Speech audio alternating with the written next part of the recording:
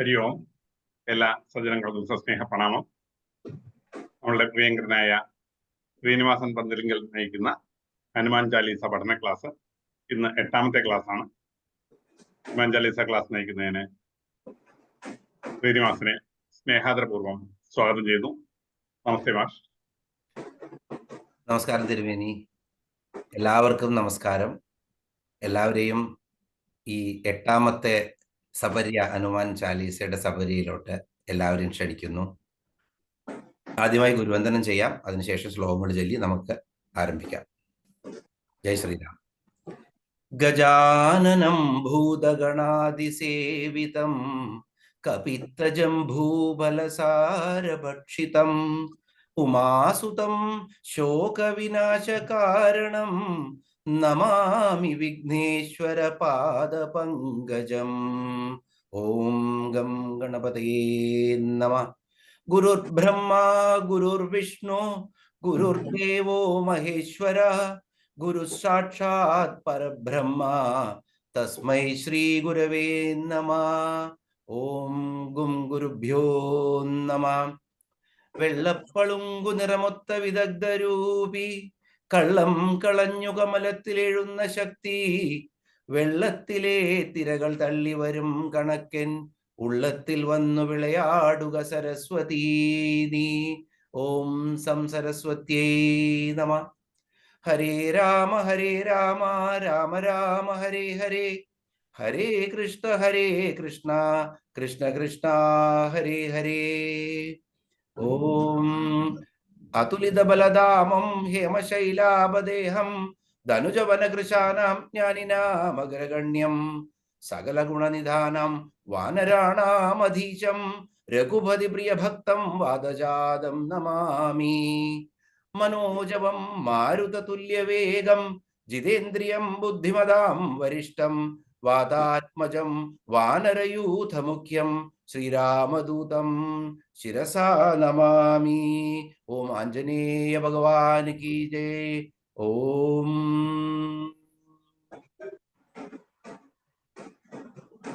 ശ്ലോകങ്ങൾ ചൊല്ലിക്കോളൂ. ഓം ശ്രീ ഗുരുഭ്യോ നമഃ. ജയ് ശ്രീരാം. ശ്രീ ഗുരു ചരണ സരോജ രജ നിജ മന മുകുര സുധാരി വരണം രഘുവര വിമല ജസ് जोदायक भलचारी बुद्धिहीन तनु जानिके सुमिरो पवन कुमार बल बुद्धि विद्या देह मोहि हरहु कलेश विकार. ശ്ലോകങ്ങൾ 19 മുതൽ 30 വരെയുള്ളത്. പ്രഭുമുദ്രികാമേളി മുഖമാഹി ജലധി ലാംഘി ഗയേ അജരജ നാഹി ദുർഗമ കാജ ജഗത് के जेते सुगम अनुग्रह तुमरे देते. राम दुआरे तुम रखवारे होत न आज्ञा बिनु पैसारे सब सुखल है तुम्हारी शरणा तुम रक्षक काहो को डरना. आपन तेज समारो आपे तीनों लोग हांगते कापे भूत पिशाच निकट नहीं आवे महावीर जब नाम सुनावे. नासे रोग हरे सब पीरा जपत निरंतर हनुमत बीरा.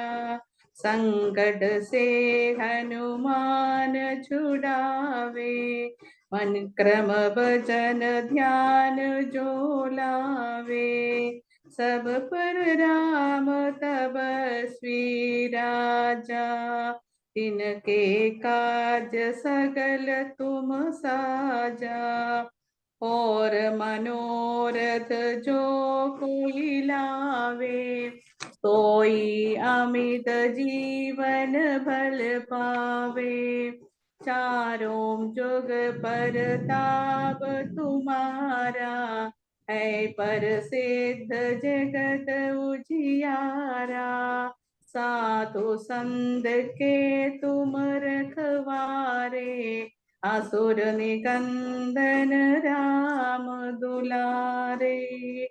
जय श्री राम. ജയ് ശ്രീറാം. അങ്ങനെ നമ്മൾ 8ാമത്തെ ക്ലാസ്സിലോട്ട് പ്രവേശിക്കുകയാണ്. ജയശ്രീജി വളരെ മനോഹരമായിട്ട് തന്നെ ഇന്നത്തെ ശ്ലോകങ്ങൾ ചൊല്ലി.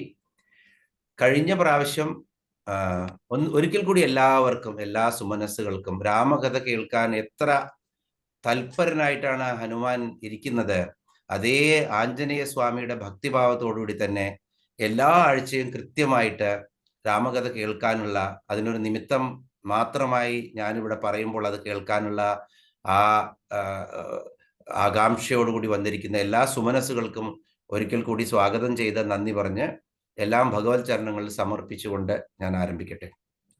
24ാമത്തെ ശ്ലോകം ആണ് നമ്മൾ കഴിഞ്ഞ പ്രാവശ്യം കണ്ടത്. ഭൂത് പിശാച് നികട്ട് നഹീ ആവേ, മഹാവീർ ജബ് നാം സുനാവേ. നമുക്കറിയാം ഹനുമൽ സ്വാമിയുടെ മഹത്വം. എല്ലാവിധ കാണുന്ന എല്ലാ ദുരിതങ്ങളിൽ നിന്നും നമ്മളെ ഹനുമൽ സ്വാമി രക്ഷിക്കുന്നുണ്ട്. കാണാത്ത ദുരിതങ്ങളും ഭൂത് പിശാച് അങ്ങനത്തെ എന്തെങ്കിലും നമ്മുടെ കാലദോഷം കൊണ്ട് വരുന്ന എന്തെങ്കിലും ഉണ്ടെങ്കിൽ അതെല്ലാം ശ്രീ ഹനുമാന്റെ ഭജന കൊണ്ട്, ഹനുമാൻ ചാലീസയുടെ പാഠം കൊണ്ട് എല്ലാം നന്നായി അതിനെ മാറ്റിത്തരും എന്നുള്ള ആ ഒരു ശ്ലോകമാണ് നമ്മൾ കണ്ടത്. നമുക്ക് വേഗം 25ാമത്തെ ശ്ലോകത്തിലോട്ട് പോകാം. नासे रोग हरे सब पीड़ा, जपत निरंतर हनुमत बीरा. नासे रोग हरे सब पीरा, जपत निरंतर हनुमत बीरा. नासे रोग हरे सब पीरा. നാസേ രോഗ്, രോഗങ്ങളൊന്നും വരില്ല. പീര എന്ന് പറഞ്ഞാൽ പീഡ, എല്ലാ പീഡകളും. ഹരേ, ഹനിക്കുന്നു, ഹരിക്കുന്നു. ആ എല്ലാ പീഡകളെയും ഹനുമാന്റെ ഭജന കൊണ്ട്, ഹനുമാന്റെ നാമം മാത്രം കൊണ്ട് അത് നഷ്ടമാകുന്നു. ജപത്ത് നിരന്തര ഹനുമത്ത് ബീര. എന്ത് ചെയ്താൽ? ജപത്ത് നിരന്തര, സദാസമയവും ഹനുമാനെ ഭജിക്കൂ, ഹനുമാനെ മനസ്സിൽ ധ്യാനിക്കൂ. അങ്ങനെ ചെയ്താൽ ജപത്ത് നിരന്തര ഹനുമത്ത് ബീര, നാസേ രോഗ് ഹരേ സബ് പീഡ. എല്ലാവിധ പീഡകളും എല്ലാവിധ രോഗങ്ങളും ശമിപ്പിച്ച് നമ്മൾക്ക് ശാന്തി തരും എന്നാണ് ഗോസ്വാമി തുളസിദാസ് മഹാരാജ് ഇവിടെ ഈ ശ്ലോകത്തിലൂടെ നമുക്ക് പറഞ്ഞു തരുന്നത്. നമുക്കൊന്ന് ശ്രദ്ധിച്ചു നോക്കാം, ഈ ശ്ലോകത്തിലോട്ട് കൂടുതലായിട്ടൊന്ന് ശ്രമിച്ചു നോക്കാം എന്താണെന്ന്. നമ്മൾ നേരത്തെ കണ്ടു, ആരാണ്? സദ്ഗുരു വൈദ്യാണ് ഹനുമാൻജി. ഒരു ഗുരു തന്നെയാണ് അദ്ദേഹം. അതിൻ്റെ കൂടെ തന്നെ അദ്ദേഹം ഒരു വൈദ്യനും കൂടിയാണ് എന്ന് നേരത്തെ തന്നെ തുളസിദാസ് പറഞ്ഞിട്ടുണ്ട്. അപ്പൊ സദ്ഗുരു വൈദ്യനായിട്ടുള്ള ഈ ഹനുമാൻജി എങ്ങനെയൊക്കെയുള്ള അസുഖങ്ങളാണ് നമുക്ക് മാറ്റിത്തരുന്നതെന്ന് നമുക്കൊന്ന് ശ്രദ്ധിക്കാം. എന്തൊക്കെ പെതികളാണ് നമ്മൾ ചെയ്യാറുള്ളത്? അലോപ്പതി, ഹോമിയോപ്പതി, നാച്ചുറോപ്പതി, അതിൻ്റെ കൂടെ ഒരു പതി കൂടി ആഡ് ചെയ്തോളൂ, ഹനുമത് പതി. ഹനുമാനെ ഭജിക്കുക എന്നുള്ള ഒരു പതി കൂടി നിങ്ങൾ ഇതൊക്കെ ചെയ്തോളൂ, ചെയ്യേണ്ട എന്ന് പറയുന്നില്ല. അതിൻ്റെ കൂടെ തന്നെ ഒരു പതി കൂടി ആഡ് ചെയ്തോളൂ, അതാണ് ഹനുമത് പതി. അങ്ങനെ ഹനുമാനെ നിരന്തരം ജപിക്കുക എന്നുള്ള ആ ഒരു ട്രീറ്റ്മെന്റ്, ആ ഒരു ചികിത്സാ പദ്ധതി കൂടി തുടങ്ങിക്കോളൂ എന്നാണ് ഇവിടെ സൂചന തരുന്നത് ഗോസ്വാമി തുളസിദാസ്. കാരണം ഭവരോഗങ്ങള് എല്ലാം മാറ്റിത്തരുന്ന, അതിനെ നിർമാർജനം ചെയ്യുന്ന ഒരു സദ്ഗുരു വൈദ്യൻ കൂടിയാണ് ശ്രീ ഹനുമൽ സ്വാമി ആഞ്ജനേയ ഭഗവാൻ. ഇനി ഇവിടെ നമ്മളൊന്ന് നോക്കൂ, എന്തൊക്കെ പീഡകളാണ്. നാസേ രോഗ് ഹരേ സബ പീഡ. രോഗങ്ങളെക്കുറിച്ച് നമ്മൾ പറയും. അതിൻ്റെ കൂടെ പീഡകളുണ്ട്. നമുക്ക് ആദിഭൗതികമായിട്ടുള്ളതും ആദിദൈവികമായിട്ടുള്ളതും ആധ്യാത്മികമായിട്ടും കിട്ടുന്ന എല്ലാ തരത്തിലുള്ള പീഡകളുണ്ട്. ആ പീഡകളും ദുഃഖങ്ങളും എല്ലാം ഈ ഭവരോഗ എല്ലാം തീർത്തു തരുന്ന ഹനുമൽ സ്വാമിയുടെ ഭജനം കൊണ്ട് മാറും. അപ്പോ ശരീരത്തിന് വരുന്ന അസുഖങ്ങളെ പറ്റിയിട്ട് ആദ്യം നമുക്ക് ശ്രദ്ധിച്ചു നോക്കാം. നമ്മുടെ ശരീരത്തിലെ ഒരു ട്രിനിറ്റി എന്ന് പറയും, വാതം, പിത്തം, കഫം. ഇത് മൂന്നും വളരെ നോർമലായിട്ട് അല്ലെങ്കിൽ സന്തുലിതാവസ്ഥയിൽ ഇരിക്കുമ്പോൾ എന്താണ് സംഭവിക്കുന്നത്? നമ്മൾ പ്രകൃതിയുടെ എല്ലാവിധ ഗുണങ്ങളും ശരീരത്തിലോട്ട് കൊടുത്ത് മനസ്സ് സ്വസ്ഥമാക്കി വെച്ച് വാദത്തിനെയും പിത്തത്തിനെയും കഫത്തിനെയും, ഇത് മൂന്നും നമ്മുടെ ശരീരത്തിന് ആവശ്യമാണ്. അതിനെ നമ്മൾ സന്തുലിതാവസ്ഥയിൽ നിലനിർത്തുമ്പോൾ നമുക്ക് നിരോഗിയായിട്ടുള്ളൊരു ശരീരം കിട്ടും. പക്ഷേ വാദം എന്ന് പറഞ്ഞു കഴിഞ്ഞാൽ വാദാത്മജനാണ് ഹനുമാൻ, അത് ഓർത്തോളുക. എല്ലാ വാദത്തിന്റെ അസുഖങ്ങളും ഉള്ളപ്പോൾ ഒരൊറ്റ കാര്യം ഓർത്താൽ മതി, വാദാത്മജനാണ്. വാദം വായു തന്നെയാണ് ഹനുമാൻ. ആ വായു ഭഗവാൻ ഒരു ലേശം അങ്ങോട്ടോ ഇങ്ങോട്ടോ മാറിക്കഴിഞ്ഞാൽ നമുക്ക് വരുന്ന കഷ്ടപ്പാടുകള്, ഹൃദ്രോഗം വന്നു എന്ന് പോലും തോന്നും നമ്മുടെ നെഞ്ചില് വായു കുടുങ്ങിക്കഴിഞ്ഞാൽ. അതുപോലെ തന്നെ വായുവിന്റെ ഗതി തിരിച്ചായി കഴിഞ്ഞു കഴിഞ്ഞാൽ അസഹ്യമായിട്ടുള്ള വയറുവേദനയാണ് വരിക. അപ്പോ വായു എവിടെയാണോ ഇരിക്കേണ്ടത് അവിടെ ഇരിക്കണം, അതാണ് അതിൻ്റെ. അപ്പോ ഈ വായു, അതുപോലെ തന്നെ വാദം, പിത്തം, കഫം, ഇത് മൂന്നും ചികിത്സിച്ച് നമുക്ക് മാറ്റാൻ പറ്റും. അതിൻ്റെ കൂടെ തന്നെ ഹനുമൽ ഭജനം കൂടി വേണം.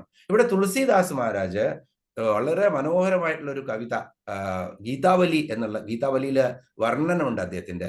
അദ്ദേഹം പറയുന്നത് വാദം വന്നു കഴിഞ്ഞാൽ എങ്ങനെ ഇരിക്കും? കാമവാദ് എന്നാണ് പറയുന്നത്. നമ്മുടെ സകല കാമനകളും, അമിതമായിട്ടുള്ള ആഗ്രഹങ്ങള്, ആ കാമനകളെല്ലാം എന്താണ്? വാദം പോലെയാണ്. അത് എവിടെ ഇരിക്കണോ അവിടെ ഇരിക്കണം. അതിൽ കൂടുതൽ പാടാൻ പാടില്ല, അതിൽ കുറയാൻ പാടില്ല. അതുപോലെ തന്നെ കഫ് ലോഭ്, കഫം എന്താണ്? ലോഭം. കാമം വാദമാണ്, കഫം ഇത് ശരീരത്തിന്റെ, നമ്മുടെ മനസ്സിനുള്ളത്. ആദ്യം ശരീരത്തിന് നമ്മൾ പറഞ്ഞു സന്തുലിതാവസ്ഥ മാറിക്കഴിഞ്ഞാൽ നമ്മള് രോഗിയായിട്ടുള്ള ശരീരം മാറുമെന്ന്. അതിന്റെ കൂടെ തന്നെ മനസ്സിനെയും ഈ കാമം, ക്രോധം ഒക്കെ നമ്മളെ ഗ്രസിച്ചു കഴിഞ്ഞാൽ എങ്ങനെയാണ് പറയുന്നത്? വാദം ആണ് കാമം. അതുപോലെ തന്നെ വാദമാണ് കാമം, ലോഭമാണ് കഫം. പിന്നെന്താണ് പറയുന്നത്? ക്രോധ പിത്ത് നിജ ഛാത്തി ജാര. ക്രോധ പിത്ത് നിജ ഛാത്തി ജാര. ഛാത്തി എന്ന് പറഞ്ഞാൽ ഹൃദയം, അതായത് നെഞ്ച്. നെഞ്ചിനെ എന്താ പറയുക, നീറ്റിപ്പിക്കുന്ന അസിഡിറ്റിയാണ് എന്ത്? ക്രോധം എന്ന് പറയുന്ന പിത്തം. അപ്പോ കാമം എന്ന വാദം, ലോഭം എന്ന കഫം, ക്രോധം എന്ന പിത്തം, ഇങ്ങനെ മൂന്ന് കാര്യത്തിനെയാണ് ഇവിടെ അദ്ദേഹം സൂചിപ്പിക്കുന്നത്. അപ്പോ തുളസിദാസ് പറയുന്നത് മനസ്സിന്റെ പ്രകൃതിയാണ് ഇത് മൂന്നും. കാമം, അതുപോലെ തന്നെ ലോഭം, ക്രോധം, ഇത് മൂന്നും മനസ്സിന്റെ പ്രകൃതിയാണ്. ഒരു മൂലമായിട്ട് ഉള്ള പ്രകൃതിയാണ് മനസ്സിന്റെ. ഇത് എങ്ങനെ ഇരിക്കണം? ഇതെല്ലാം നമ്മള് സംസാര സാഗരത്തില് മർത്യനായി ജനിച്ചു കഴിഞ്ഞാൽ ഇതെല്ലാം ഉണ്ടായിരിക്കും. നമ്മളൊന്നും തുളസിദാസിനെ പോലെ ഒരു സാധു സന്തല്ല ആ ഒരു ലെവലിലുള്ളത്. പക്ഷേ ഒരു അഗ്നി അത് അടുപ്പിലാണ് നിന്നെങ്കിൽ അത് പാചകം ചെയ്യാൻ ഉപയോഗിക്കാം, ചൂട് പകരാൻ ഉപയോഗിക്കാം, അല്ലെ? അതിന് പകരം ഈ അഗ്നി അതിന്റെ ആ പരിമിതി വിട്ടിട്ട് പുറത്തേക്ക് പോവുകയാണെന്ന് കരുതുക. അപ്പൊ എന്ത് സംഭവിക്കും? അത് നമ്മളെ തന്നെ കത്തിച്ചു കളയും. അപ്പോ നമ്മുടെ ജീവൻ നിലനിർത്താനുള്ള ചൂട് പകരുന്ന അഗ്നി, അല്ലെങ്കിൽ പാചകം ചെയ്യാനുള്ള അഗ്നി, അത് അടുപ്പ് വിട്ടിട്ട്, അല്ലെങ്കിൽ അതിന്റെ ലിമിറ്റ് വിട്ടിട്ട് അതിര് ലംഘിച്ച് പോകുമ്പോൾ എന്ത് സംഭവിക്കും? അത് നമ്മളെ മുഴുവൻ ഗ്രസിച്ചു കളയാനുള്ള, അല്ലെങ്കിൽ നശിപ്പിച്ചു കളയാനുള്ള ശക്തി അത് ആർജിക്കും. അപ്പൊ ഇവിടെ പറയുന്നത് ഈ എല്ലാ നിയമങ്ങളും കർക്കശമായിട്ട് തന്നെ നമുക്ക് പല പല സ്ഥലങ്ങളിലും, ഒരു പ്രധാന അധ്യാപകനാണ് സ്കൂളിലെങ്കിൽ അദ്ദേഹത്തിന് വളരെ സ്ട്രിക്റ്റ് ആയിട്ട് കുട്ടികളെ ചിലപ്പോൾ അടിക്കേണ്ടി വരും, കുട്ടികളോട് വളരെ കർശനമായ കാര്യങ്ങൾ പറയേണ്ടി വരും. അതുപോലെ തന്നെ നമ്മളുടെ ആർമിയിലോ നേവിയിലോ ഒക്കെ ചേരുന്നവർക്ക് വളരെ വളരെ കഷ്ടപ്പെടുന്ന പോലത്തെ ട്രെയിനിങ് ആണ് അവർക്ക് കൊടുക്കുന്നത്. അപ്പൊ ഇതെല്ലാം അവിടെ സ്ട്രിക്റ്റ് ഡിസിപ്ലിൻ എന്ന് പറയും. വളരെ കൃത്യമായിട്ടുള്ള ഡിസിപ്ലിൻ വേണം. അപ്പൊ ഇതൊക്കെ നടത്തണമെങ്കിൽ നിങ്ങൾക്ക് കുറച്ച് ദേഷ്യപ്പെടേണ്ടി വരും. അതുപോലെ തന്നെ നിങ്ങൾക്ക് സംസാര സാഗരത്തിൽ നിങ്ങൾക്ക് ജീവിച്ചു പോകാനുള്ള കാര്യങ്ങളൊക്കെ വേണമെങ്കിൽ കുറച്ച് കാമം വേണ്ടി വരും. അതുപോലെ നിങ്ങൾക്ക് അത്യാവശ്യത്തിന് ക്രോധമൊക്കെ വേണം. ഇതെല്ലാം ആവശ്യമുള്ളതാണ്. അപ്പോ വീടും നാടും നടത്താൻ വേണ്ടിയിട്ടുള്ള എല്ലാ കാമനകളും നല്ലതാണ്. പക്ഷേ അത് സീമകൾ ലംഘിക്കാൻ പാടില്ല എന്നുള്ള ഒരു സൂചനയാണ് ഇവിടെ നാസിയ രോഗ ഹരേ സപീഡ ജപത്ത് നിരന്തര അനുമത്ത ബീര എന്ന് പറയുമ്പോൾ നമുക്ക് തുളസിദാസ് തരുന്നത്. അപ്പോ നമ്മളിവിടെ തുളസിദാസ് വളരെ മനോഹരമായിട്ട് ഈ കാമത്തിനെയും കാമത്തിനെയും ലോഭത്തിനെയും ലോഭം എന്ന് പറഞ്ഞു കഴിഞ്ഞാൽ അദ്ദേഹം പറയുന്നത് എന്താ പറയുന്നത്, കഫ് ലോഭ്, കഫം പോലെയാണ് അത്രേ ലോഭം. അപ്പോ ധനം വന്ന് നിങ്ങളുടെ അതിങ്ങനെ കൂട്ടി വെച്ചിട്ട് അത് ആർജിച്ചു കഴിഞ്ഞാൽ, കുറേ ധനം വന്നു കഴിഞ്ഞാൽ, ഇപ്പൊ നമ്മളൊക്കെ കരുതുക നമുക്കൊരു 1,00,000 രൂപ ഉണ്ടെങ്കിൽ മാസം ചെലവ് കഴിഞ്ഞു പോകാം, അങ്ങനെ ചിന്തിക്കുന്നവരുണ്ടായിരിക്കും. അത് കഴിഞ്ഞാൽ നമ്മൾ കരുതും നമുക്കൊരു 2-3 കോടി രൂപയുണ്ടെങ്കിൽ സുഖമായിട്ട് ജീവിച്ചു പോകാം. ഈ ലെവലിൽ നമ്മൾ എത്തുമ്പോഴാണ് നമുക്ക് വീണ്ടും ലോഭം വരുന്നത്, ഇനിയും വേണം ഇനിയും വേണം. അപ്പൊ ഇവിടെ അദ്ദേഹം പറയുന്നത് വളരെ കഠിനമായിട്ടുള്ള കഫം നെഞ്ചിൽ കയറി കഴിഞ്ഞാൽ കഷ്ടപ്പെട്ട് നിങ്ങളതിനെ തുപ്പിയാലും അത് പോരില്ല. അങ്ങനെ അത് പെർമനന്റ് ആയിട്ട് ആളുകൾ ചുമച്ച് ഒരു 30-40 കൊല്ലമൊക്കെ അവർ ജീവിച്ചിരിക്കുന്നത്, മരിക്കുന്നത് വരെ അവർ ചുമച്ചുകൊണ്ടിരിക്കും. ഇതാണ് കഫം അടിഞ്ഞുകൂടി കഴിഞ്ഞാൽ ഉള്ള പ്രശ്നം. അത് തന്നെയാണ് പറയുന്നത് ഇവിടെ. കഫ് ലോബ്, ലോബിയുടെ കയ്യിലുള്ള പൈസയും ഇതുപോലെയാണ്. ഇതൊരിക്കലും അയാളെ കൈ വിട്ടുപോയില്ല. അപ്പൊ ഒരു കഥ പറയുന്നുണ്ട് അവിടെ. ലോബിയായിട്ടുള്ള ഒരു മനുഷ്യൻ, അദ്ദേഹം ഇനിയും വേണം എന്നൊക്കെ കരുതിയിട്ട് ഇങ്ങനെ കൂട്ടിക്കൊണ്ടേയിരിക്കുകയാണ്. വളരെ ധനികനാണ്, പക്ഷെ ഒരു പൈസ ആർക്കും കൊടുക്കില്ല. അദ്ദേഹത്തിന്റെ നാട്ടില് ഒരു വലിയ ഗുരു വന്നു സത്സംഗം നടത്താൻ. അപ്പൊ അവിടെ ഭണ്ഡാരയൊക്കെ ഉണ്ടായിരുന്നു. അതിനൊക്കെ എല്ലാവർക്കും കാശ് കൊടുത്താലാണ് ഭണ്ഡാരയ്ക്ക് പാവങ്ങൾക്ക് ഭക്ഷണം കൊടുക്കാൻ പറ്റുള്ളൂ. അപ്പൊ സുഹൃത്തുക്കളൊക്കെ വന്ന് പറഞ്ഞു, നിങ്ങളെ എന്തെങ്കിലും സംഭാവന കൊടുക്കണം അവിടെ ഈ കഥയ്ക്ക് വരുമ്പോ എന്ന്. അപ്പോ ഞാനെന്തിനാ, എല്ലാവരും തരുന്നില്ലേ, പിന്നെ ഞാനെന്തിനാ തരുന്നത് അദ്ദേഹം ചോദിച്ചപ്പോൾ പറഞ്ഞു, നിങ്ങളുടെ ധനത്തിനെ നന്മയുള്ളതാക്കാൻ ഇനിയും കൂട്ടാൻ അത് ഉപകരിക്കും എന്ന് പറഞ്ഞ് അദ്ദേഹത്തിനെ കുറച്ച് പ്രലോഭിപ്പിക്കുകയാണ്. അപ്പൊ അദ്ദേഹം സത്സംഗത്തിന് പോവുകയാണ്. സത്സംഗത്തിന് പോകുമ്പോൾ ഓരോ ദിവസവും പൈസ കൊടുക്കണം എന്നാണ്. അങ്ങനെ അദ്ദേഹം പോകുമ്പോഴേ തീരുമാനിക്കും കൊടുക്കാം എന്ന് കരുതിയിട്ട് ഒരു വെള്ളിയുടെ നാണയം എടുത്ത് കയ്യിൽ പിടിച്ചു, അത്ര ഇങ്ങനെ മുറുക്കി പിടിച്ചു. എന്നിട്ട് ഇദ്ദേഹം പോവുകയാണ്. സത്സംഗമൊക്കെ ഗംഭീരമായി നടക്കുമ്പോഴും അവിടെ ഒന്നുമല്ല ശ്രദ്ധ, ഈ വെള്ളിയുടെ നാണയത്തിലാ കൊടുക്കണോ വേണ്ടേ എന്നിങ്ങനെ ചിന്തിച്ച് എല്ലാവരും കൊടുക്കാൻ പോയി തുടങ്ങി സത്സംഗം കഴിയാറായപ്പോൾ. അപ്പൊ അദ്ദേഹത്തിന് എല്ലാവരും കൊടുക്കുന്നുണ്ടല്ലോ, അപ്പൊ ഞാൻ കൊടുത്തില്ലാണെങ്കിൽ എന്താണ്, വ്യത്യാസമൊന്നുമില്ല. പെട്ടെന്ന് തോന്നും, അയ്യോ ആളുകളൊക്കെ നോക്കുന്നുണ്ട്, ഞാൻ എണീക്കാണ്ടിരുന്നു കഴിഞ്ഞാൽ അവരെല്ലാം കാണില്ലേ, കൊടുക്കാം എന്ന് തീരുമാനിച്ച് പതുക്കെ നടക്കുകയാണ്. എന്നിട്ട് ഗുരുവിന്റെ ചരണത്തിന്റെ അവിടെ വെച്ചിരിക്കുന്ന ആ ഓട്ടുരുളിയിൽ ഈ പൈസ ഇടണം. അതിനുവേണ്ടി പോകുമ്പോ പിന്നെയും അദ്ദേഹത്തിന് തോന്നും, എന്തിനാ ഇപ്പൊ ഇത് കൊടുക്കുന്നത്, ഇത് കൊടുത്തോണ്ട് ഇപ്പൊ അധികമൊന്നും ആവില്ല, അപ്പൊ ഞാൻ ഇത് കൊടുക്കാണ്ടിരുന്നാലോ. വീണ്ടും അദ്ദേഹം മുന്നിലോട്ട് തന്നെ നടന്നിട്ട് കൊടുക്കണോ വേണ്ടേ തീരുമാനിച്ച് അവസാനം തീരുമാനിക്കുക, എന്തായാലും കൊടുക്കാം, വന്നില്ലേ നാളെ മുതൽ വരികയേ വേണ്ട നാളെ മുതൽ എന്ന് തീരുമാനിച്ച അദ്ദേഹം ഈ പൈസ കൊടുക്കാൻ തീരുമാനിച്ച് അങ്ങനെ അവസാനം ആ പൈസ ഒന്ന് നോക്കാൻ വേണ്ടി ഇങ്ങനെ കൈ തുറക്കുന്ന മുഷ്ടി. അപ്പൊ ഇതിനെ പിടിച്ചിട്ട് കൈ മുഴുവൻ ചുവന്ന നിറായിരുന്നു. ഇതിങ്ങനെ മുറുക്ക പിടിച്ചിട്ട് വിടാനുള്ള വിടാതിരിക്കാനുള്ള ആർത്തി കാരണം. എന്നിട്ട് അദ്ദേഹത്തിന്റെ കൈ മുഴുവൻ വേർതിരിക്കുന്നു. അപ്പൊ അദ്ദേഹം പറഞ്ഞു, അയ്യോ നിനക്ക് എന്നെ വിട്ടുപോകാൻ എന്തൊരു സങ്കടമാണ്, അതുകൊണ്ട് നീ കരഞ്ഞിരിക്കുന്നു, ഞാൻ നിന്നെ വിടുന്നില്ല എന്ന് പറഞ്ഞ് വീണ്ടും കീശയിലിടും, ആ പൈസ തിരിച്ചു പോരും. ഇതാണ് ലോഭിയുടെ കഫം.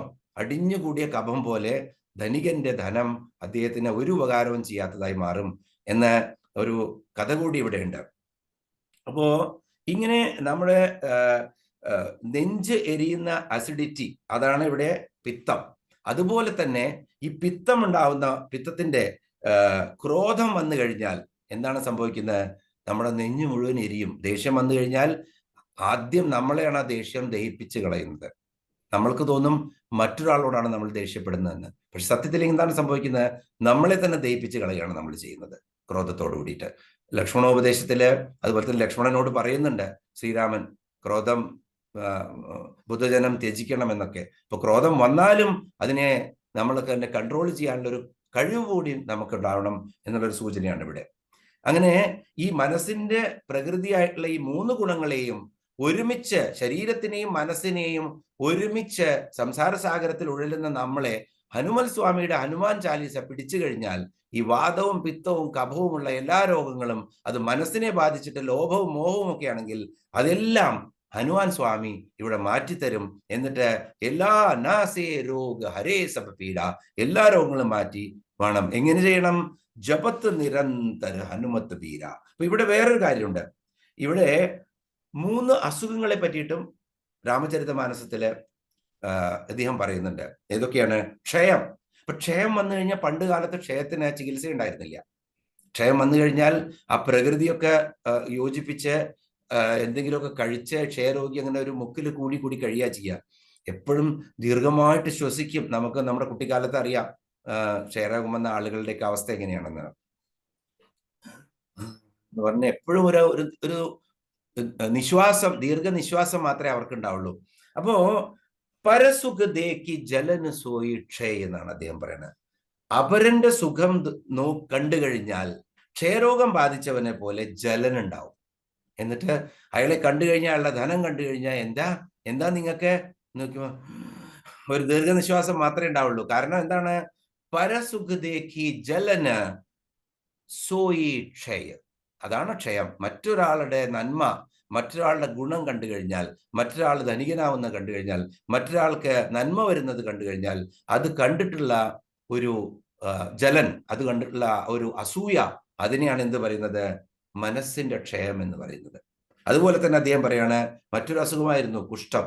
ഇപ്പൊ കുഷ്ഠം നിർമാർജനം ചെയ്തു എന്നാണ് പറയുന്നത്. ഇപ്പൊ കുഷ്ഠം വന്നു കഴിഞ്ഞാൽ ദുഷ്ട കുഷ്ഠത മൻ കുടിൽ, കുടിലത വന്നു കഴിഞ്ഞാൽ ദുഷ്ടകുഷ്ഠമായി മാറുന്നത്.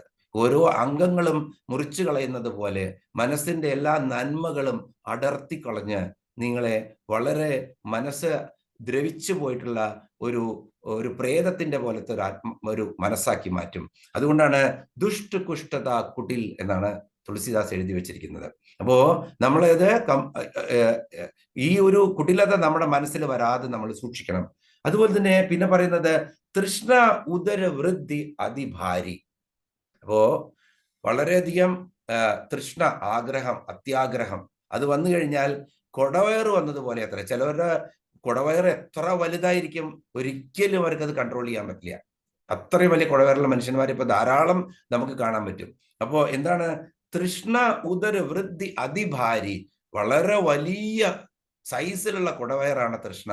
ഈ തൃഷ്ണ വന്നു കഴിഞ്ഞാൽ അത് ഒരിക്കലും നിങ്ങൾക്ക് മറ്റൊരാളെ സഹിക്കാൻ പറ്റില്ല, മറ്റൊരാളുടെ കാര്യങ്ങൾ നന്നാവുന്നത് കാണാൻ പറ്റില്ല. അപ്പോ ഇത് അതിനോട് തന്നെ അത് പറഞ്ഞു മമത ദാഗ്. ദാഗ് എന്ന് പറഞ്ഞാൽ വട്ടച്ചൊറി, ചൊറി. അപ്പൊ ഈ ചൊറിയുടെ ഒരു സ്വഭാവം ഉണ്ട്.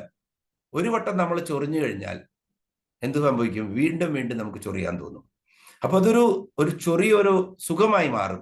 അങ്ങനെ ചൊറിഞ്ഞതിന് ശേഷം ധാരാളം ചൊറിയുമ്പോൾ അവിടുത്തെ തൊലി പോകും.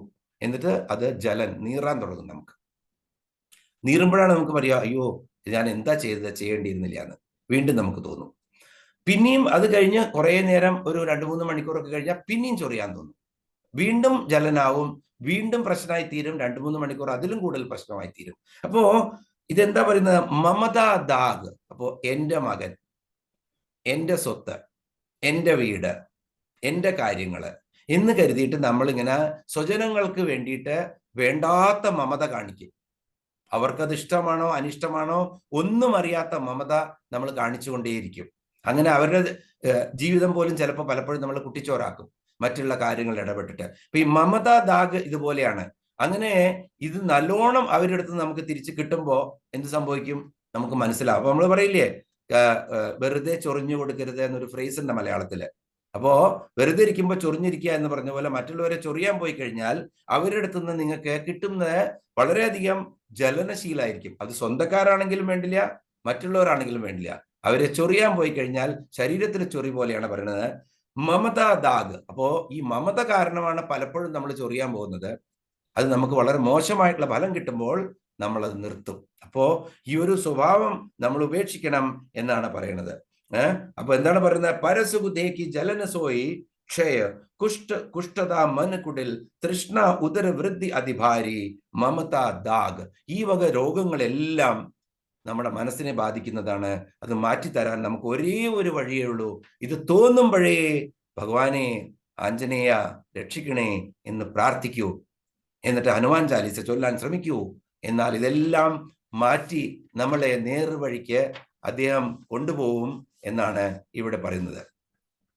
അപ്പോ ഈ 4 രോഗങ്ങളും ഈ വിധ സകല സംസാര രോഗി, സകല സംസാരം, ഈ ലോകത്തിലുള്ള സംസാരത്തിലുള്ള എല്ലാ മനുഷ്യന്മാരും ഈ രോഗങ്ങൾക്ക് അടിമയാണ്. അതുകൊണ്ട് ശരീരത്തിന്റെ രോഗമാകട്ടെ മനസ്സിന്റെ രോഗമാകട്ടെ അത് പരിപൂർണമായി നിർമ്മാർജ്ജനം ചെയ്യാൻ ഹനുമാൻ ചാലീസയും ഹനുമാൻ ഭജനവും നമ്മളെ സഹായിക്കുന്നു. എങ്ങനെ? ജപത്ത് നിരന്തര, ഒരു പ്രാവശ്യം അവനവന്റെ കാര്യം നേടാൻ വേണ്ടിയിട്ടുള്ള ജപത്തല്ല, സദാ മനസ്സിൽ. ഹനുമാൻ എങ്ങനെയാണ് വിചാരിച്ചുകൊണ്ടിരിക്കുന്നത്? എപ്പോഴും ഹനുമാൻ ശ്രീരാമനെ വിചാരിച്ചുകൊണ്ടേയിരിക്കുകയാണ്. രാം രാം രാം രാം രാം എന്ന് പറയാത്തൊരു നിമിഷം പോലും ഇല്ല മനസ്സില്. അപ്പോ അതുപോലെ നമ്മള് രാമനെ ഭജിച്ചാലും മതി. രാമനെ ഭജിച്ചു കഴിഞ്ഞാൽ ഹനുമാൻ ദാസൻ കൂടെ ഉണ്ടായിരിക്കും. അപ്പൊ നമുക്ക് ഹനുമാൻ ചാലീസ ഒരു പ്രാവശ്യമേ ചെല്ലാൻ പറ്റുള്ളൂ, അല്ലെങ്കിൽ ഹൃദിസ്ഥമായി കഴിഞ്ഞാൽ നമുക്ക് എപ്പോഴും ചെല്ലാം മനസ്സില്, എപ്പോ നമുക്ക് സമയം കിട്ടുമ്പോഴും ചൊല്ലാം. പക്ഷേ ഹൃദിസ്ഥമല്ലാത്തവർക്ക് അപ്പോൾ രാമനാമം ജപിച്ചാൽ മതി എന്നുള്ള ഒരു ചെറിയ കുറുക്ക് വഴി കൂടി ഇവിടെ നമുക്ക് പറഞ്ഞു കൊടുക്കാം. അപ്പോ ഇവിടെ നിരന്തരമായിട്ട് ജപം ചെയ്യുമ്പോൾ എന്ത് സംഭവിക്കും? കാമം, ക്രോധം, ലോഭം, മോഹം, മതം, മാത്സര്യം, ഇത് നമ്മൾ ആദ്യമേ പറഞ്ഞതാണ്. കാരണം ഷഡ് വികാരങ്ങളും അതുപോലെ തന്നെ പഞ്ചക്ലേശങ്ങളും ആദ്യത്തെ ശ്ലോകത്തില് ഇപ്പൊ ജയശ്രീ ചൊല്ലിയപ്പോഴും എന്താണ്? ഹരഹു കളേശ ബികാർ എന്നാ പറയുന്നത്. ഹരഹു കളേശ ബികാർ ആദ്യത്തെ ശ്ലോകത്തിൽ പറഞ്ഞ എൻ്റെ എല്ലാ ക്ലേശങ്ങളും, എൻ്റെ എല്ലാ വികാരങ്ങളും. അങ്ങനെ 5 വികാരങ്ങൾ എന്ന് പറഞ്ഞാൽ അവിദ്യ, അസ്മിത, രാഗം, ദ്വേഷം, അഭിനിവേശം. അപ്പോ അവിദ്യ ഉണ്ടാകുമ്പോഴാണ് ഇതൊക്കെ വരുന്നത്. ഏത്? കാമം, ക്രോധം, ലോഭം, മോഹം, മതം, മാത്സര്യം എന്നുള്ള 6 ഗുണങ്ങൾ വരുന്നത്. എന്തുകൊണ്ടാണ്? നമുക്ക് ശരിയായിട്ടുള്ള വിദ്യ ഇല്ലാത്ത കാരണം. അപ്പോ വിദ്യാവാൻ ഗുണീ അതി ചാതുരനാണ് ആര്? ഹനുമൽ സ്വാമി. അതുകൊണ്ട് നമ്മൾ എപ്പോഴും എത്ര ഈ കാര്യങ്ങളൊക്കെ വരുമ്പോഴും നമുക്ക് ഈ ക്ലേശങ്ങളിൽ നിന്നും വികാരങ്ങളിൽ നിന്നും മാറണമെങ്കിൽ ഹനുമാനെ മുറുകെ പിടിച്ചോളൂ എന്നാണ്. അപ്പോ ഇവിടെ നമുക്ക് പലപ്പോഴും നമ്മൾ ആലോചിക്കും, നമ്മൾ ഈ ഓരോ വികാരങ്ങള്, ഇപ്പൊ കാമം നമുക്കുണ്ടായി, കാമന, എനിക്ക് അത് വേണം, ഇത് വേണം, അല്ലെങ്കിൽ ഇന്നത് കിട്ടണം, അങ്ങനെയുള്ള കാമനകൾ മനസ്സിനെ ഗ്രസിക്കുമ്പോൾ അത് കിട്ടിക്കഴിഞ്ഞാൽ നമ്മൾ ലോഭിയായി മാറും, അല്ലെ? അതേ സമയത്ത് കാമം കിട്ടിയില്ലെങ്കിൽ, നമ്മുടെ കാമനകളെ സിദ്ധിച്ചില്ലെങ്കിൽ നമുക്ക് ക്രോധം വരും. ക്രോധം വരുമ്പോ ദ്വേഷം വരും. അപ്പോ ഇതെല്ലാം ഒരു കാര്യത്തിൽ നിന്നും തുടർച്ചയായിട്ട് പോകുന്നതാണ്. അപ്പൊ ഇവിടെ നമ്മളിങ്ങനെ ഓരോന്നും, അത് കഴിഞ്ഞ് മോഹം, അത് കഴിഞ്ഞാൽ മോഹം വന്നു കഴിഞ്ഞാൽ എനിക്ക് ഇതൊന്ന് വിടുക വേണ്ട, ഇത് തന്നെ പിടിച്ചിരിക്കണം, ഇതിൻ്റെ അടുത്ത് പോരുതേ ഭഗവാനെ എന്ന് ഭഗവാനെ പ്രാർത്ഥിക്കുമ്പോഴും ആ മോഹേ വരുള്ളൂ. അപ്പോ ഒരു വണ്ട് ഒരു പുഷ്പത്തിൽ പോയിരുന്നിട്ട് വിചാരിക്കുകയാണ്, ഞാൻ ഇവിടുന്ന് പോവുകയില്ല, ഈ പുഷ്പം എനിക്ക് നല്ല രസകരമായിട്ടുള്ള മധു തന്നിട്ടുണ്ട്, അപ്പൊ ഈ മധു നുകർന്ന് ഞാൻ ഇവിടെ ഇരുന്നു, ഇനി ഇവിടുന്ന് ഞാൻ പോവില്ല. ആ പുഷ്പം വാടിക്കരിഞ്ഞ് വീണ് അതിന്റെ ഞെട്ടിലിരിക്കും, വീണ്ടും വസന്തം വരുന്ന പ്രതീക്ഷിച്ചിട്ട് അവൾ വിട്ടുപോകാൻ പറ്റില്ല. അങ്ങനത്തെ ഒരു അവസ്ഥയാണ് മോഹിതനാവുന്നത്. അതേപോലെ തന്നെ നമ്മള് പലപ്പോഴും ഒരു ശ്ലോകം കേട്ടിട്ടുണ്ട്, ഒരു വണ്ട് വന്ന് താമരയില് വിടർന്ന് നിൽക്കുന്ന താമരയിൽ ഇരുന്നിട്ട് ഇങ്ങനെ ആ ഭ്രമരം തേൻ നുകർന്നുകൊണ്ടിരിക്കുകയാണ്. അപ്പൊ നുകർന്നു മതിയാവുന്നില്ല, വട്ടട്ട് പറക്കും, അതിന്റെ ഉള്ളിൽ തന്നെ വീണ്ടും നുകരും, വീണ്ടും ഇരിക്കും, വീണ്ടും നുകരും. അങ്ങനെ ഈ മോഹം കാരണം അതിമോഹിതനായിട്ട് ആ താമര കൂമ്പിപ്പോവും വൈകുന്നേരത്ത്. കാരണം സൂര്യൻ അസ്തമിച്ചു കഴിഞ്ഞാൽ താമര കൂമ്പിപ്പോവും. അപ്പൊ വണ്ട് വീണ്ടും ആലോചിക്കും, ഞാനിപ്പോ രക്ഷപ്പെട്ടു പോവില്ല ഇതിനകത്ത് തന്നെ ഇരിക്കട്ടെ ഞാൻ, കാരണം നാളെ രാവിലെ ഇത് വിടർന്നു കഴിഞ്ഞാൽ വീണ്ടും എനിക്ക് വട്ടം വിട്ട് പറന്ന് അതിന്റെ ഉള്ളിലിരുന്ന് തേൻ കുടിക്കാം എന്ന് കരുതിയിട്ട് അത് കുടിച്ചുകൊണ്ടിരിക്കുകയാണ്. അപ്പൊ ഈ ശ്ലോകം മുക്തകങ്ങളിൽ ധാരാളം എല്ലാവരും കേട്ടിട്ടുണ്ടായിരിക്കും. രാവിപ്പോൾ ക്ഷണമങ്ങൊടുങ്ങും ഉഷസ്സെങ്ങും പരന്നീടും വൈകാതി കമലവും താനേ വിരിഞ്ഞിടുമേ. ഈ രാവിപ്പോ ഒടുങ്ങും, ഉഷസ് എല്ലായിടത്തും പരക്കും, അപ്പോ ഈ കമലവും വിടരും, ഈ പങ്കജവും വിടരും, ഈ താമരയും വിടരും. ഏവം മൊട്ടിനകത്തിരുന്ന അളി മനോരാജ്യം കണ്ടീടവേ ദൈവത്തിൻ മനം ആരു കണ്ടു പിഴുതാൻ ദന്തീന്ദ്രന പത്മിനിയും എന്നാണ് പറയുന്നത്. ഇങ്ങനെ ഏവം മൊട്ടിനകത്തിരുന്ന് അളി, ആ വണ്ട് മനോരാജ്യം കാണുമ്പോൾ എന്ത് സംഭവിച്ചു? ദൈവത്തിൻ മനമാര് കണ്ടു പിഴുതാൻ ദന്തീന്ദ്രൻ. രാത്രി ആ പൊയ്കയിൽ ഇറങ്ങിയിട്ടുള്ള ഒരു ആന അത് മുഴുവൻ പിഴുത് വായലിട്ട് ചവച്ചു. അങ്ങനെ ആ വണ്ട്, മോഹിതനായിട്ടിരുന്ന ആ വണ്ട് അവിടെ അതിന്റെ അന്ത്യം സംഭവിച്ചു. അപ്പൊ പറയുന്നത് എന്താണ്? ഈ വക കാര്യങ്ങളിലൊന്നും ഒരു പരിധിയിൽ കൂടുതൽ പോകരുത് എന്നാണ് പറയുന്നത്. പോയി കഴിഞ്ഞാൽ ഹനുമാനെ ഭജിക്കൂ എന്നുള്ള പല രാമചരിത മാനസത്തിലൂടെയും അതുപോലെ തന്നെ അനുബന്ധ പുസ്തകങ്ങളിലൂടെയും തുളസിദാസ് ഇതിനെ വളരെ വ്യക്തമായിട്ട് പറഞ്ഞു തന്നിട്ടുണ്ട്.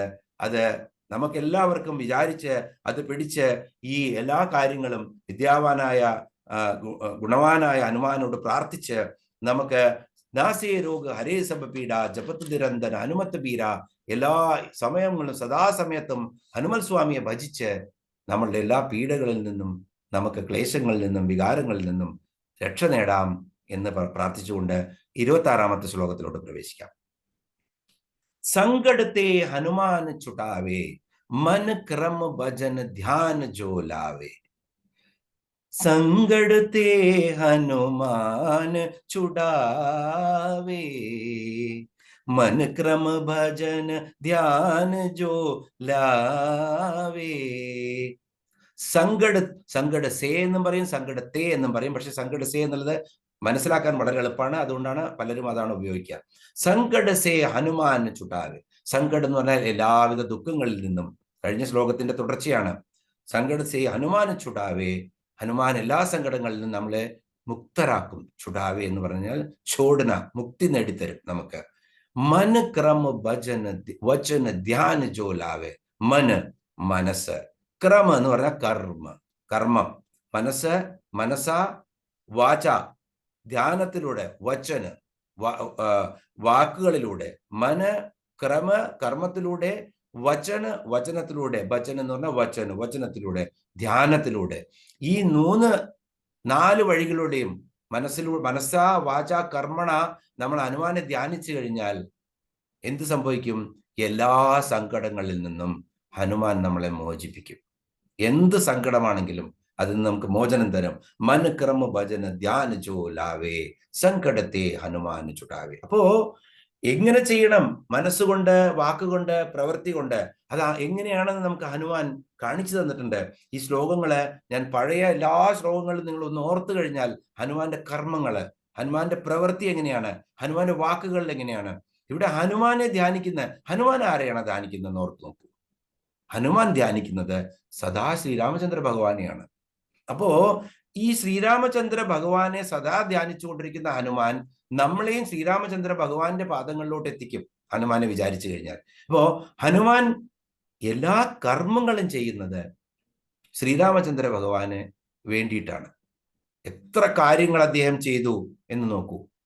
നമ്മളെ എണ്ണിയാൽ തീരാത്ത അത്രയും കാര്യങ്ങൾ ഹനുമാൻ ചെയ്തു കൊടുത്തിട്ടുണ്ട് ശ്രീരാമചന്ദ്ര ഭഗവാന്. അതുകൊണ്ട് തന്നെ ഞാൻ എന്നും ഹനുമാന് ഹൃണിയാണ് എന്നാണ് ഭരതനോട് രാമചരിതമാനസത്തിലെ ശ്ലോകത്തിലൂടെ പറയുന്നത്. അപ്പോ ഹനുമാന്റെ കർമ്മം നിഷ്കാമ കർമ്മമാണ്. അപ്പോ കർമ്മം ചെയ്യുമ്പോൾ നമ്മൾ പറയാറില്ലേ, വലത്തെ കൈ കൊണ്ട് കൊടുക്കുമ്പോൾ ഇടത്തെ കൈ പോലും അറിയരുത് എന്ന്. കാരണം അഹംഭാവം, ഞാനാണ് കൊടുത്തത്, എനിക്ക് കൊടുക്കാനുള്ള കഴിവുണ്ട് എന്നുള്ള ഭാവത്തോടു കൂടി ഞാൻ കൊടുത്തു എന്ന് ചെറിയൊരു സന്തോഷം ഉണ്ടായിക്കോട്ടെ, പക്ഷെ ഞാനാണ് കൊടുത്തത്, അതിനുള്ള കഴിവ് എനിക്കുണ്ട്, മറ്റേയാൾക്ക് അതില്ലാത്തതിനും ഞാൻ കൊടുത്തു എന്നുള്ള ഭാവനയോടുകൂടി കൊടുക്കുകയാണെങ്കിൽ കിട്ടിയവന് വലിയ ബുദ്ധിമുട്ടൊന്നും ഉണ്ടാവില്ല, കൊടുക്കുന്ന നമ്മൾക്ക് അതിന്റെ ഒരു ഗുണവും ഉണ്ടാവില്ല എന്നുള്ളതാണ്. അപ്പോ നിഷ്കാമ കർമ്മത്തിലുള്ള സേവയാണ് ഹനുമാൻ ചെയ്യുന്നത്. ഇവിടെ നമ്മൾ നേരത്തെ കണ്ടിട്ടുണ്ട്,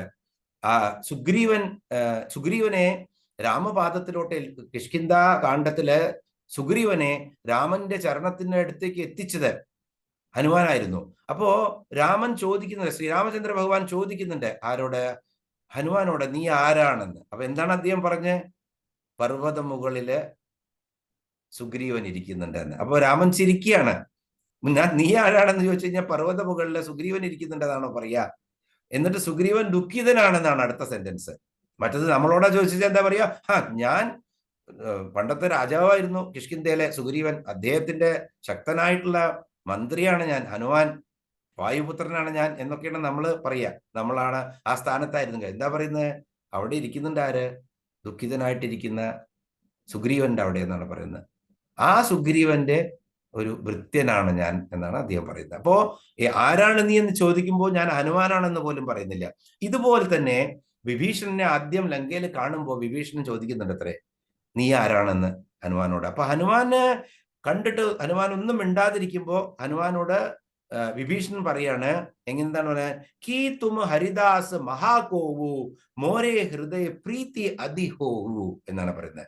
കീ തും ഹരിദാസന്, കീ തും ഹരിദാസന്, ഹരിയുടെ ദാസനാണ് നീ, വിഷ്ണുവിന്റെ ഭഗവാന്റെ ദാസനാണോ നീ, ഭൃത്യനാണോ, ഭക്തനാണോ നീ? ഹരിദാസൻ എന്ന് പറഞ്ഞാൽ ഹരിയുടെ ഭക്തൻ, ഭക്തനാണോ നീ എന്നാണ് ചോദിക്കുന്നത് അത്രേ. എന്നിട്ട് എന്താ പറയുന്നത്, മോരെ ഹൃദയ പ്രീതി അതിഹോവു, എനിക്ക് നിന്നെ കണ്ടിട്ട് എൻ്റെ ഹൃദയം അങ്ങനെ പ്രീതി കൊണ്ട് അങ്ങനെ സന്തോഷം കൊണ്ട് നിറയാണ്, എനിക്ക് തോന്നുന്നത് നീ ഹരിയുടെ ഭക്തനാണ് എന്നാണ് തോന്നുന്നത്.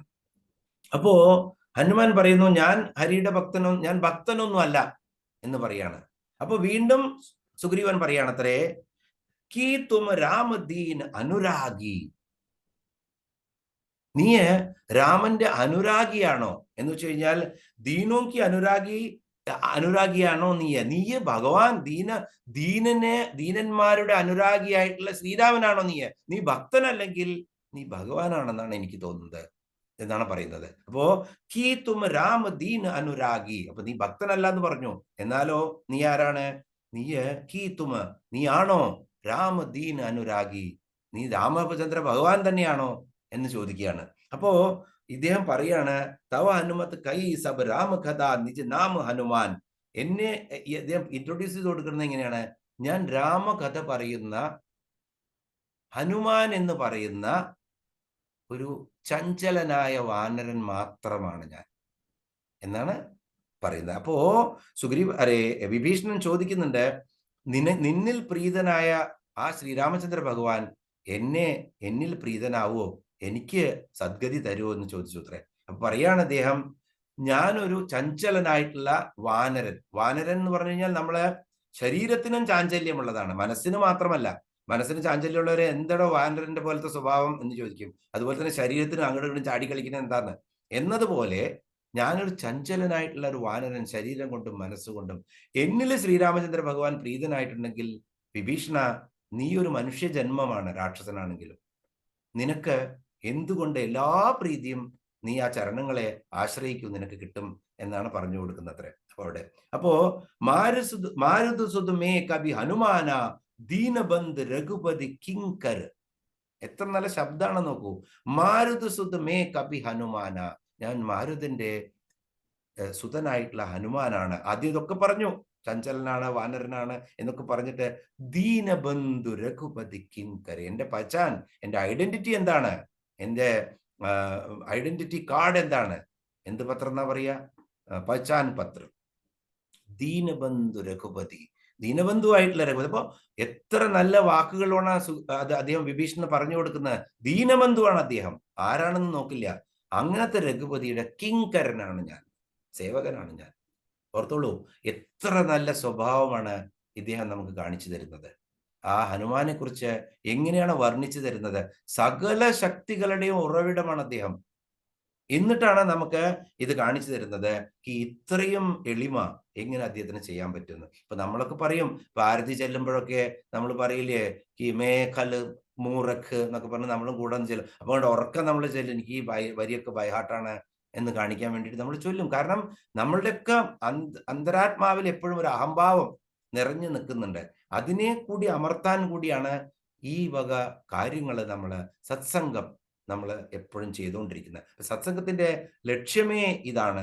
ഇതിനകത്തു നിന്നുള്ള സാരാംശങ്ങൾ എടുത്ത് ഇതിനെ നമുക്ക് ഹൃദയത്തിലോട്ട് സംവേശിപ്പിച്ചു കഴിഞ്ഞാൽ നമ്മൾ ചഞ്ചല ചിത്തരായിട്ട് അങ്ങോട്ടും ഇങ്ങോട്ടും ഒരു കവിയുടെ പോലെ ആടുമ്പോൾ നമുക്ക് മനസ്സിലാവും ഇത് ചെയ്യാൻ പാടില്ല നമ്മൾ എന്നുള്ളത്. അപ്പൊ വീണ്ടും നമ്മൾ ആ നിശ്ചലാവസ്ഥയിലേക്ക് മനസ്സിനെ കൊണ്ടുവരും, നന്മയിലേക്ക് നമ്മുടെ മനസ്സിനെ വിട്ടുകൊടുക്കും. അതാണ്, അല്ലെങ്കിൽ വഴിതിരിച്ചു വിടും എന്നുള്ളതാണ് ഇവിടെ പറയുന്നത്. സങ്കടത്തെ ഹനുമാൻ ചുട്ടാവേ, എങ്ങനെ മനക്രമ ഭജന ധ്യാന ജോലാവേ, മനസ്സും കർമ്മവും വചനവും ധ്യാനത്തോടുകൂടി കൊണ്ടുവരണം ശ്രീരാമചന്ദ്ര ഭഗവാനിലോട്ട്, അല്ലെങ്കിൽ ഹനുമാൻ സ്വാമിയിലോട്ട്.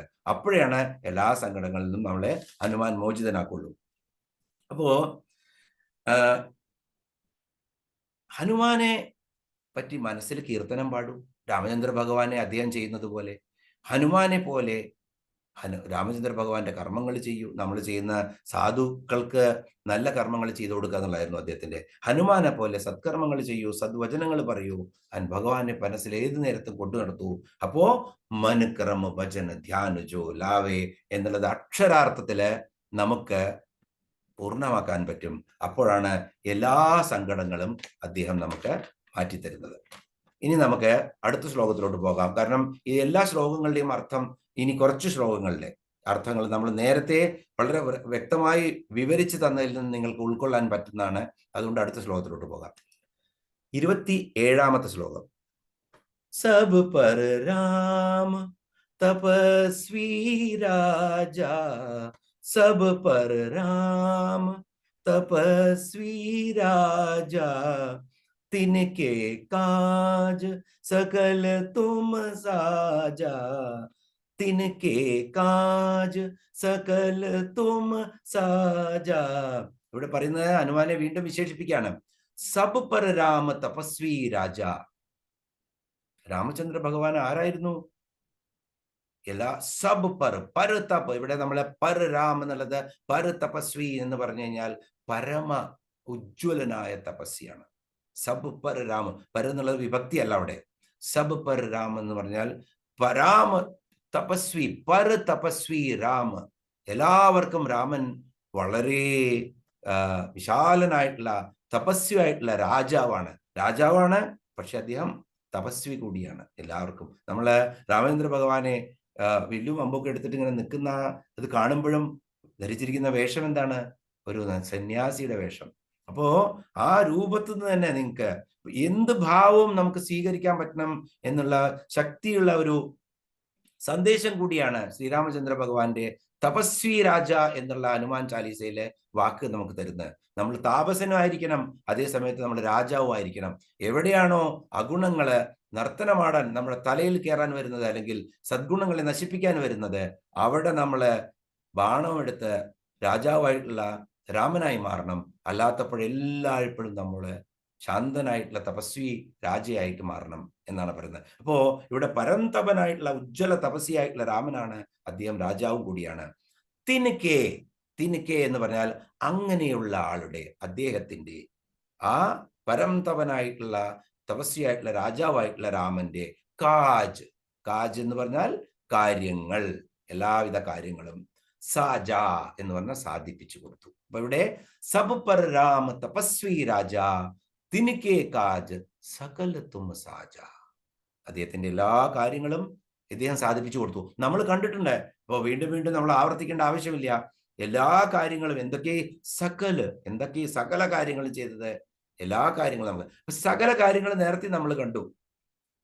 ഇദ്ദേഹത്തിനോട് സമുദ്രലംഘനം ചെയ്ത് പോവാൻ വേണ്ടിയിട്ട് ജാമ്പവാൻ പറയുമ്പോ ഇദ്ദേഹം ഉണരാത്ത സമയത്ത് രാമന്റെ കാര്യം ചെയ്യാൻ വേണ്ടിയിട്ടാണ് നീ ജനിച്ചിരിക്കുന്നതിന്റെ, നിന്റെ ജന്മം തന്നെ രാമന്റെ കാര്യം ചെയ്യാനാണെന്ന് പറയുമ്പോൾ അദ്ദേഹം വിരാട് പുരുഷനായി മാറി നിൽക്കുന്ന രംഗം നമ്മൾ കണ്ടതാണ്. അപ്പോ അദ്ദേഹം എന്താണ് പറയുന്നത്? ജാമ്പവാൻ സീതൈ ദേക്കി കഹു ആവു, സീതയും കണ്ടിട്ട് അതിന് കാര്യങ്ങൾ പറഞ്ഞ് തിരിച്ചു പോന്നാൽ മതി, വേറൊന്നും നീ ചെയ്യരുത് എന്ന് പറയാണ്. ഞാനിപ്പോ തന്നെ അവിടെ പോവും, രാവണനെ ലങ്ക തന്നെ പുഴക്കി കൊണ്ടുവന്ന് കിഷ്കിന്ധയിൽ വെക്കും, അതൊന്നും ചെയ്യരുത്, സീതയെ ദേക്കി വരൂ. അപ്പൊ ഒരു കാര്യം അതാ പറയുന്നത്. സുരസ എന്താ പറഞ്ഞ് നമ്മൾ നേരത്തെയും കണ്ടു, രാമ കാജ് സകല കരിയാവൂ, രാമന്റെ എല്ലാ കാര്യങ്ങളും ചെയ്തിട്ട് നീ വരൂ മകനെ എന്നാണ് സുരസ പറയുന്നത്. ഇനി മുന്നോട്ട് പോയി കഴിഞ്ഞാൽ ലങ്കാലക്ഷ്മി എന്താണ് പറയുന്നത്? ലങ്കിണി ആദ്യം തടുക്കുന്നു, അത് കഴിഞ്ഞ് ലങ്കാലക്ഷ്മി ആകുമ്പോ പ്രവേശ നഗര കീജേ സബ് കാജ, പ്രവേശിക്കൂ നീ നഗരത്തില്, എന്നിട്ട് എല്ലാ കാര്യങ്ങളും രാമന്റെ ചെയ്തു വരൂ. അത് കഴിഞ്ഞ് അവസാനം സീതയെ കാണുമ്പോ എന്താണ് കാണുന്നത്? ത്രിജയുടെ വാക്കുകളാണ് ഓർമ്മ. ത്രിജട എന്താണ് പറയുന്നത്? ഞാൻ സ്വപ്നത്തിൽ ഒരു വാനരനെ കണ്ടു, സപ്നെ വാനര ലങ്കാജാരി യാദുദാന സേനാഹാരി. ഞാൻ സ്വപ്നത്തില് ലങ്കയില് ഒരു വാനരനെ കണ്ടു, യാദുദാന സേനയെ എന്ന് വെച്ചാൽ രാക്ഷസന്മാരുടെ സേനയെ മുഴുവൻ നശിപ്പിച്ച് ലങ്കയിൽ കത്തിച്ചു എന്നാണ് പറയുന്നത്. അപ്പോ തന്റെ ബുദ്ധി ഉപയോഗിച്ചിട്ട് സകല കാര്യങ്ങളും. അപ്പൊ ത്രിജട പറയുന്നത് അദ്ദേഹം കേൾക്കുന്നത് എന്തുകൊണ്ടാണ് എന്നൊരു സംശയം ഉണ്ടാവും. നമ്മളൊക്കെ ഒരു സംശയ കുതുകികളല്ലേ എല്ലാവരും. ത്രിജട രാക്ഷസിയാണ്. ഇപ്പൊ രാമചരിതമാനസത്തില്, രാമായണം അധ്യാത്മരാമായണത്തിലും വളരെ നന്നായിട്ടാണ് ത്രിജടയെ വിവരിക്കുന്നത്. ത്രിജട എങ്ങനെ പറയാ? ത്രിജട നാമ രാക്ഷസി ഏക. ത്രിജട എന്ന് പേരുള്ള ഒരു രാക്ഷസി രാമചരണ നിപുണ വിവേക എന്നാണ് പറയുന്നത്. രാമചരണ നിപുണ നിപുണയാണ്, വിവേകിയാണ്, രാമചരണത്തിൽ എപ്പോഴും മനസ്സർപ്പിച്ചവളാണ്. അതാണ് ത്രിജട. അപ്പോ ജഡ എന്തുകൊണ്ടാണ് സന്യാസിമാര് ജഡ വെക്കുന്നത്, അല്ലെങ്കിൽ ജഡ വെച്ചതിന് ശേഷം ആ ജഡയെ കെട്ടിവെക്കുന്നത്? മുഡ്ന എന്ന് വെച്ച് കഴിഞ്ഞാൽ നമ്മൾ കെട്ടിവെക്കുകയാണ്. അപ്പൊ നമ്മള് ചിന്തകൾ മുഴുവൻ, തലമുടി എന്ന് പറഞ്ഞു കഴിഞ്ഞാൽ നമ്മുടെ ചിന്തകളുടെ ഒരു രൂപമാണത്രേ. എല്ലാവിധ ചിന്തകളും വിഛിന്നമായിട്ട് ചിന്തിച്ചിതറിയ വികാരങ്ങളെയാണ് നമ്മുടെ തലമുടി പ്രതിനിധീകരിക്കുന്നത്. അപ്പോ ഇത് പലയിടത്തും പോയിട്ട് നമ്മുടെ മനസ്സിനെ ആക്കാതിരിക്കാൻ അതിനെ ഒന്നിച്ചിട്ട് ഒരു കെട്ടാക്കുന്നു, അല്ലെങ്കിൽ അതിനെ കൂട്ടി അതുപോലെ തന്നെ ഇടുന്നു. ജഡ അതിനെ കൂട്ടിപ്പിടിച്ചെടുത്ത് അതെല്ലാം ഒട്ടി ഒന്നായി മാറുന്നു, അല്ലെങ്കിൽ അതുപോലെ കെട്ടിവെക്കുന്നു. എന്നിട്ട് ആ പരമാത്മാവിലോട്ട് വിഛിന്നമായ ചിന്തകളെ മുഴുവൻ ഒരേ ദിശയിലോട്ട് നയിക്കുന്ന മനസ്സിനെയാണ് ജഡ പ്രതിനിധാനം ചെയ്യുന്നത്. അപ്പോ അതുകൊണ്ടാണ് മുടി പരത്തിയിടരുത്, നിങ്ങൾ കെട്ടിവെക്കണമെന്ന് സ്ത്രീകളോടൊക്കെ പറയുന്നതിന്റെ കാര്യം തന്നെ ഇതാണ്. കാരണം ഇത് ചിന്തകളുടെ ഒരു ഏകാഗ്രതമായ ദൈവത്തിന്റെ സന്നിധിയിലോട്ട് പോവാൻ ഇത് നമ്മളെ പ്രേരിപ്പിക്കും എന്നാണ് ആ ജഡ നമ്മൾ പറയുന്നത്. അപ്പൊ ത്രിജടയാണ് ഇവിടെ. അപ്പോ ഇതാണ് ജഡയുടെ. ത്രിജട എന്താണ് പറയുന്നത്? ധർമ്മം, ഉപാസന, ജ്ഞാനം, അങ്ങനെ ഈ 3 കാര്യങ്ങളിലൂടെ 3 ജഡയാണത് ത്രിജട എന്ന് പറഞ്ഞാൽ, ഒരു ജഡയല്ല. അപ്പോ 3 ജഡ എടുത്തിട്ട് ആ ജഡയിലൂടെ സത്കർമ്മവും സദ്ഭാവത്തിലൂടെയും സദ്വിചാരത്തിലൂടെയും ധർമ്മവും ഉപാസനയും ജ്ഞാനവും പകർന്നു തരുന്ന 3 ജഡകളാണ് ത്രിജടയ്ക്ക് ഉണ്ടായിരുന്നത്രേ. അതുകൊണ്ടാണ് ത്രിജയുടെ വാക്കുകള് വളരെ ഹനുമാന് വളരെ ഹൃദിസ്ഥമായത്. അച്ഛാ, ഇത് തന്നെയാണ് ഞാൻ ചെയ്യുക എന്ന് പറഞ്ഞ് അദ്ദേഹം ലങ്കാദഹനം ചെയ്ത് തിരിച്ചു വരികയാണ്, രാക്ഷസന്മാരെയൊക്കെ കൊന്നതിന് ശേഷം. എങ്ങനെയൊക്കെ ചെയ്തു? തിനകെ കാജ് സകലത്തും സാജ. നേരത്തെ കണ്ടിട്ടുണ്ട്. ബന്ധിതനായി അദ്ദേഹം, ബ്രഹ്മാസ്ത്ര ബന്ധനത്തിലേറ്റ് അതുലിത ബലധാമനായിട്ടുള്ള അദ്ദേഹം അഭിനയിച്ചു. മോചിതനായപ്പോഴും അവിടെ തന്നെ ബന്ധിതനായി കടന്നു. അത് കഴിഞ്ഞ് അദ്ദേഹത്തെ എല്ലാവരും മർദ്ദിച്ചു, അദ്ദേഹത്തെ കാലുകൊണ്ട് ചവിട്ടി അടിച്ചു, അതൊക്കെ സഹിച്ചു. കാരണം തിനകെ കാജ് സകലത്തും സാജ.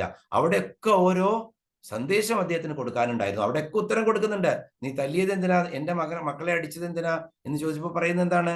എന്നെ അവർ തല്ലി, അപ്പൊ ഞാൻ അവരെ തല്ലി. എന്നെ ആക്രമിക്കാൻ വന്നു, അതുകൊണ്ടാണ് ഞാൻ ആക്രമിച്ചത്. വാനരനാണ് ഞാൻ. അത് കഴിഞ്ഞ് എന്തിനാ ആരാമം പൊടിച്ചത് എന്ന് വെച്ചാൽ വാനരന്റെ കാര്യമാണ്, ഞാൻ പൊടിച്ചു.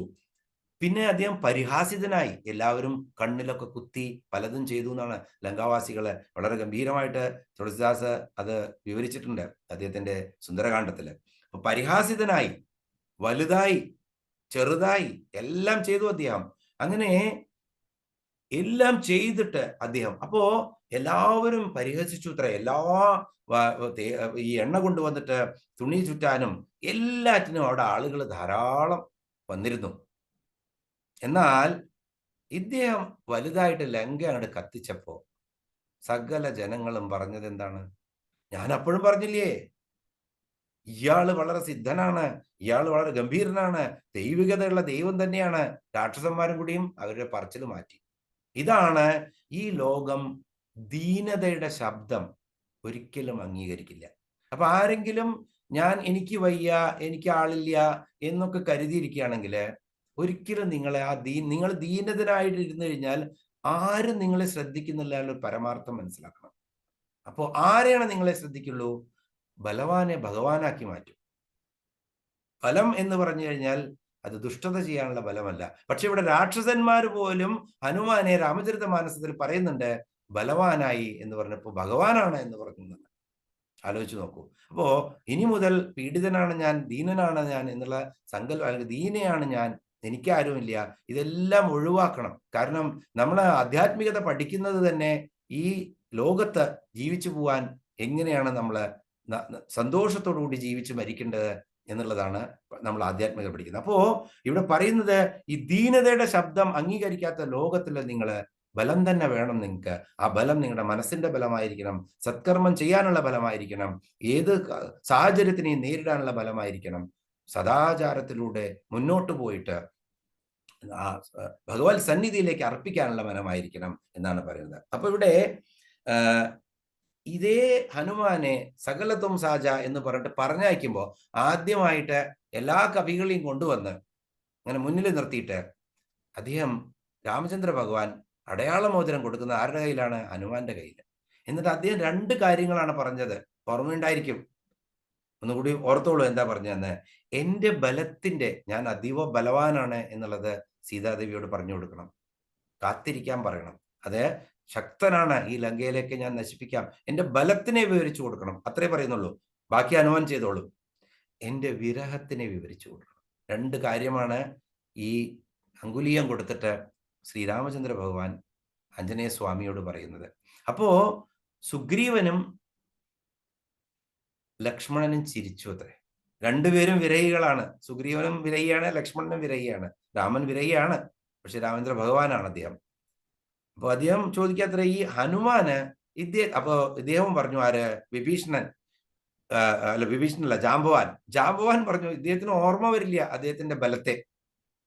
അത് തന്നെ ഓർമ്മിപ്പിക്കണം. പിന്നെ എങ്ങനെയാണ് അങ്ങയുടെ ബലം പോയിട്ട് ഇദ്ദേഹം പറയാ എന്ന് പറഞ്ഞപ്പോ ശ്രീരാമചന്ദ്ര ഭഗവാൻ പറയാണത്രേ, സ്വയം ബലവാനാണെന്ന് താനെന്ന് കരുതുന്നവൻ ഭഗവാന്റെ ബലത്തെ ഒരിക്കലും ഓർക്കില്ല.